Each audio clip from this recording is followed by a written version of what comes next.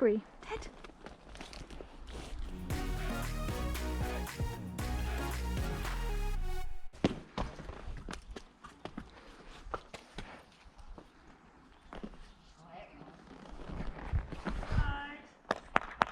Thank you.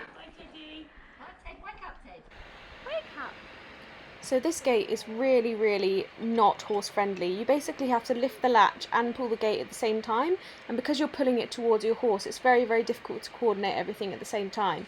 I could just get off and do this gate, it would make my life a lot easier, but I always think to myself, well, what happens if one day I meet a gate somewhere where I'm not able to get back on, and Ted is quite big and quite tall, and what do I do then? I've never learned to open gates with him, he's never learned to stand for me. What am I supposed to do in that situation? So I always do spend the time to undo the gate on Ted. It usually takes a couple of attempts, but he's getting better and better, and this one is particularly challenging, but once we've got it, he starts to listen, and of course we get through it and then close it on the other side. So just a little insight into one of the things I teach Ted to do amongst other things, but I always like my horses to be able to open and shut gates from wherever we are and whatever the gate is, wherever it is safe to do so.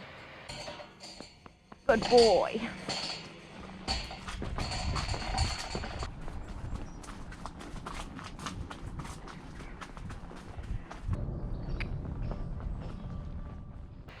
Crossing roads with Ted used to be such a nightmare. He used to never want to stand, he would rear up in front of the cars, but now we've spent a long time working on it and he is a pleasure to ride now, especially when he's by himself.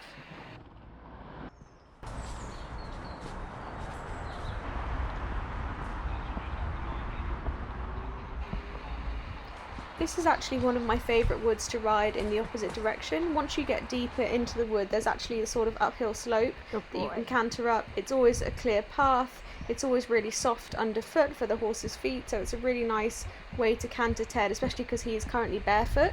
So it's a really nice safe place, there's no traffic, and if you come early enough, there's often not even any walkers or runners either, so it's just a really pleasant place to canter if you can duck under all of the branches that inevitably get in your way when you are riding a 16-1 horse. I'm sure I'm not the only one who's had to deal with that.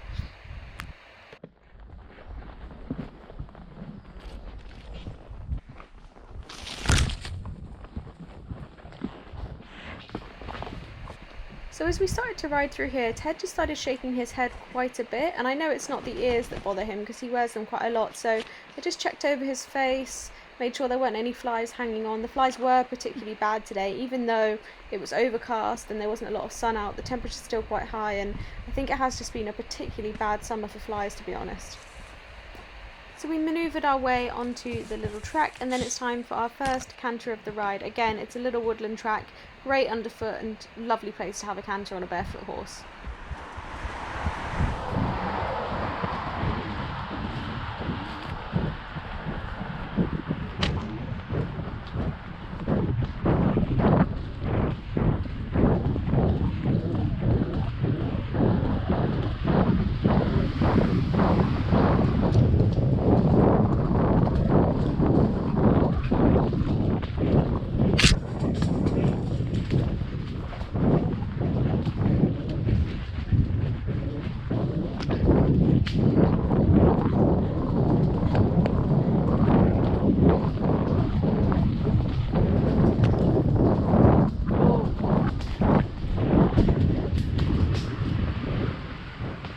Tell you what, cantering in a woodland will certainly make you sit up and listen. It almost reminds me of my Pony Club Gymkhana games. You're constantly looking out for roots, for trees planted in odd places, weaving in and out. Quite fun though.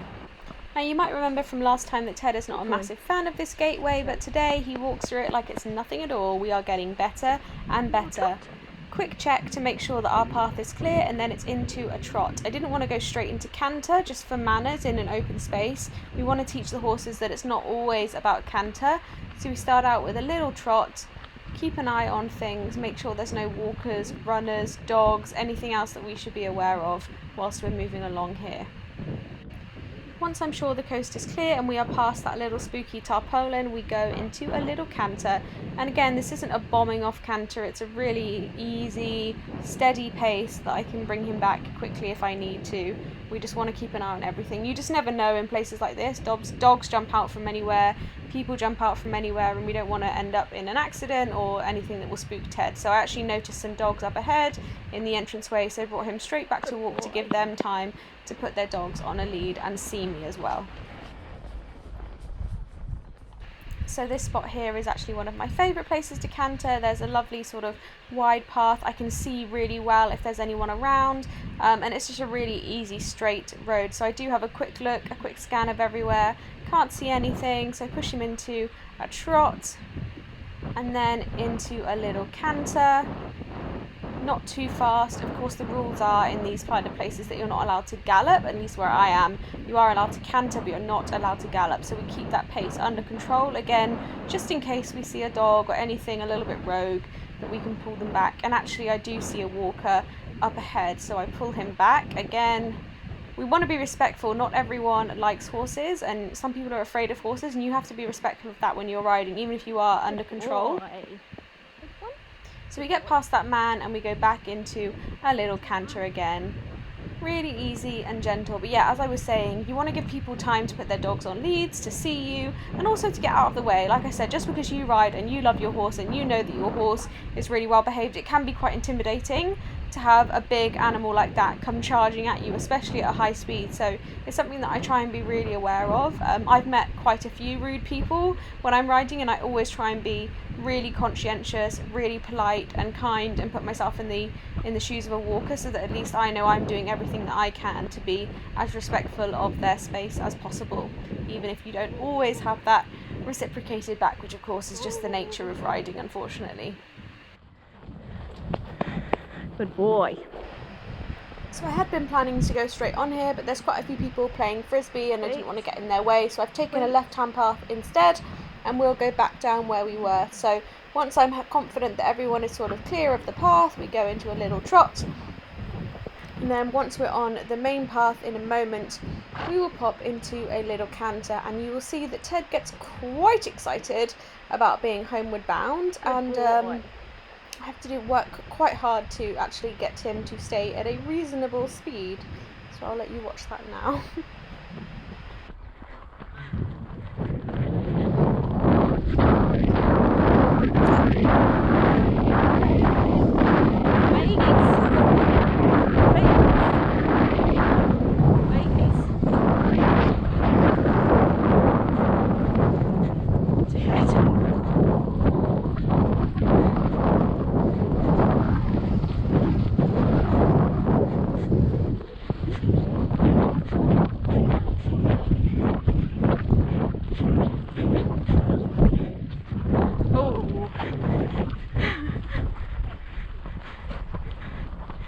Good boy. So there we have it, the piglet in all his glory, and after that little moment of mischief, I decided it was time to remind Ted that grass does not always mean canter, and certainly not always gallop. So what we do is just trot this last field. Nice, gentle trot. I don't really mind what kind of a trot we have, I don't really mind if he's on the bit, I don't really mind if he's in an outline, but I do want a trot and not a canter. It's really important that you vary the speed at which you ride your horses in these open spaces and on these big grass patches. You've seen me talk about this about the straw field all the time, just going at a different speed in different areas of the straw field all the time, so that they don't get used to just hitting grass and cantering off, because that's going to create problems for you when you go to shows, when you go to cross-country trials, when you're hacking out in general. It just creates issues of repetition. The horse doesn't know they're doing anything wrong, they're just excited to be out. So it's really important that you re-establish that grass does not always mean fast speeds, which is exactly what we are doing here. Look.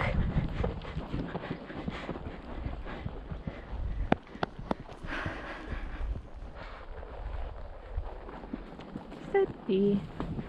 Good boy. Sit. Ooh. Do you want a Blackberry? I'm actually getting out my phone here to Google whether it's safe to give horses blackberries, because I'm pretty sure it is, but I couldn't be 100% certain, so I do a little Google check, and I find out that of course it is safe for horses to eat blackberries, and sometimes they'll actually eat blackberries by themselves if it's in their fields, so there you go. Do you want a Blackberry? Would you like one? Good boy. See if we can get one off the bush.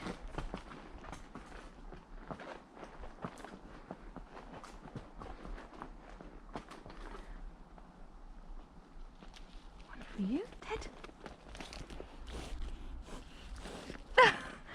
Doesn't like it. Wait.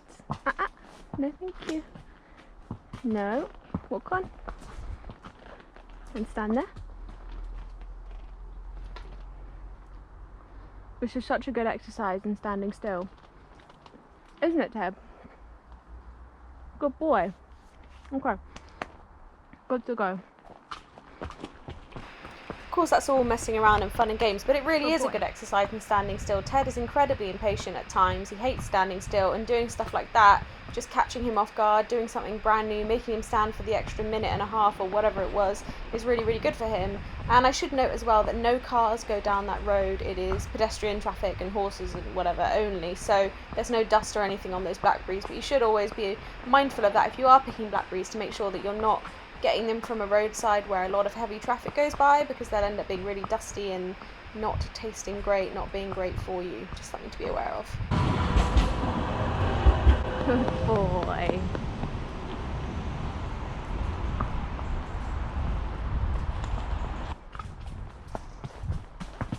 Walk on. Good boy. So one last little canter as we head towards home, and I would say that is a pretty successful hack.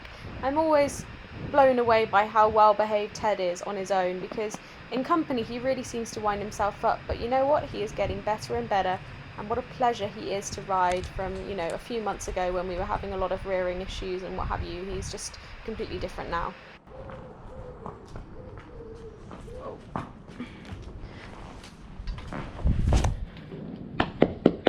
Good boy.